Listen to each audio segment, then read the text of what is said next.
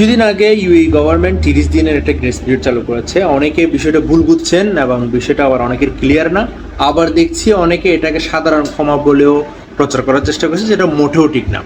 তো এই গ্রেস পিরিয়ডটা আসলে মূলত তাদের জন্য যাদের ভিসা ক্যান্সেল হয়েছে রিসেন্টলি এবং ভিসা শেষ হওয়ার পর ওভারস্টে ফাইন চলছে। তো তারা আসলে মূলত যারা এলিজিবল তারা এই 30 দিনের মধ্যে চাইলে অন্য কোথাও ভিসা নিয়ে লিগ্যাল হতে পারবেন। আর যদি ওভারস্টে ফাইন থাকে, কোনো রকম ফাইন জমা করা ছাড়াই আপনি দেশে ফিরে যেতে পারবেন, যদি আপনার রিসেন্টলি আপনার এই ওভারস্টে ফাইন শুরু হয় এবং ভিসা শেষ হয়। কিন্তু অনেকেই ভাবছে বছরের বা অনেক দিনের ওভারস্টে ফাইন এগুলো সব মাফ হয়ে যাবে, কিন্তু বিষয়টা একদম সত্য না।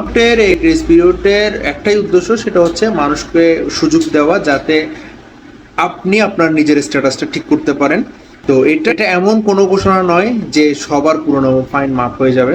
তো আপনার ভিসা যদি রিসেন্টলি ক্যান্সেল করে থাকেন বা রিজেকশনের কারণে বা যেই কারণে আপনি যদি ক্যান্সেল করে থাকেন, আপনি ক্যান্সেলেশনের টাইম পান নাই একদম, তখন গিয়ে আপনার এই গ্রেস পিরিয়ডটা আপনি কাজে লাগাতে পারেন এবং লিগেল হওয়ার জন্য আপনি অন্য কোথাও ভিসার ব্যবস্থা করতে পারেন। আদারওয়াইজ আপনি এক্সিট প্রসেসটা আপনি সম্পন্ন করতে পারেন কোনো রকম ফাইন জমা করা ছাড়াই।